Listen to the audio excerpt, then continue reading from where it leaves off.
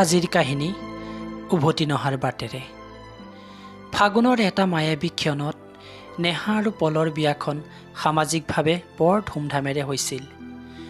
প্ৰথম ফুলশয্যাৰ নিশা পলে নেহাক দুবাহুৰ মাজত আঁকোৱালি লৈ কৈছিল, চোৱা নেহা, মোৰ মা তোমাৰ মাৰ দৰে, তেওঁক কেতিয়াও আঘাত নিদিবা।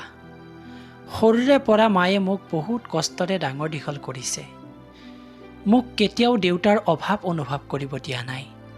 ময়ো বিচাৰোঁ তুমি মোৰ মাৰ সকলো দুখ কষ্ট দূৰ কৰিবা। মাক কেতিয়াও নিজৰ ছোৱালীৰ অভাৱ অনুভৱ কৰিবলৈ নিদিবা। পলৰ কথাত তাই মূৰটো জোকাৰি উত্তৰ দিছিল আৰু তাৰ পিছত দুয়ো বিলীন হৈ পৰিছিল সপোনৰ মায়াবী কোলাত।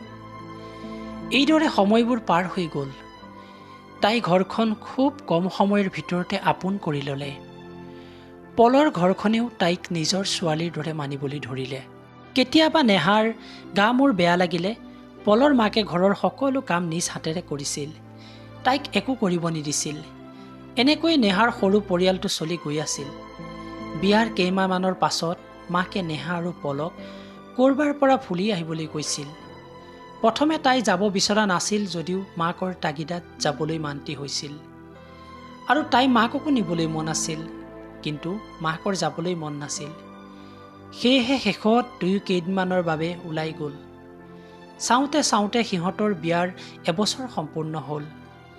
এদিন পল এসপ্তাহৰ বাবে অফিচৰ পৰা বাহিৰলৈ যাব লগা হ'ল আৰু সপ্তাহৰ শেষত যেতিয়া পল ঘূৰি আহিবলৈ ওলাইছিল তাৰ ঠিক আগদিনা নেহাই গৰ্ভৱতী বুলি জানিব পাৰিছিল। তাই ভাবিছিল তেখেত ঘৰলৈ আহিলে পলক বুকুৰ মাজত লৈ সুখৰ সংবাদটি দিব। পিছদিনা পলে বাছত উঠি মেছেঞ্জাৰত অহা মেছেজটো খুলি চালে।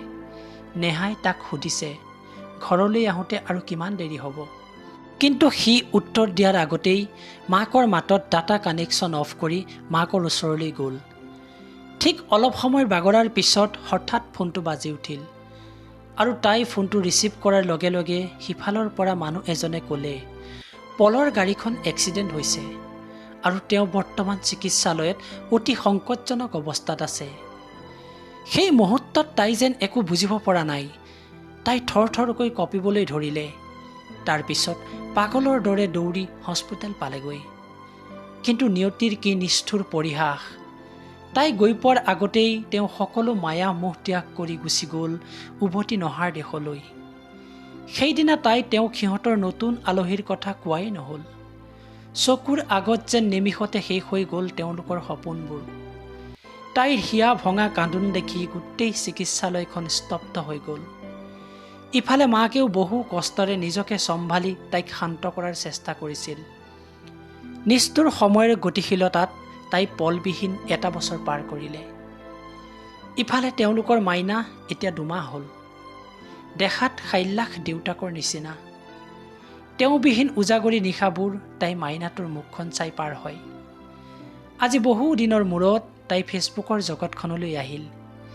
ডাটা কানেকশ্যন অন কৰাৰ লগে লগে কেইবাটাও নটিফিকেশ্যন আৰু মেছেজেৰে ফোনটো ভৰি পৰিল। প্ৰথমে তাই মেছেঞ্জাৰত এটা ID বিচৰা আৰম্ভ কৰিলে। দেখা পালে সকলোৰে শেষত সেই ID-টো আছে। তাই কপা কপা হাতেৰে ID-টোৰ ভিতৰলৈ গৈ দেখিলে তেওঁৰ শেষ মেছেজ, পাগলীজনী, তোমালৈ আৰু মালৈ কি আনিম কোৱা? ক'ব নালাগে, মই পচন্দ জানো নহয়। তোমালোকলৈ ধুনীয়া কাপোৰকে লৈ আনিম দেই, তুমি চিন্তা নকৰিবা, মই 1 ঘণ্টাত উভতি আহিম। মেছেজটো চাই তাই নিঃশব্দে চকুলোৰে বৈ গ'ল দুধাৰি অশ্ৰু। তাইৰ মনটোৱে বাৰে বাৰে ক'ব ধৰিলে, সঁচাকৈ যদি তেওঁ ঘূৰি আহিল হয় 1 ঘণ্টাৰ শেষত। ধন্যবাদ।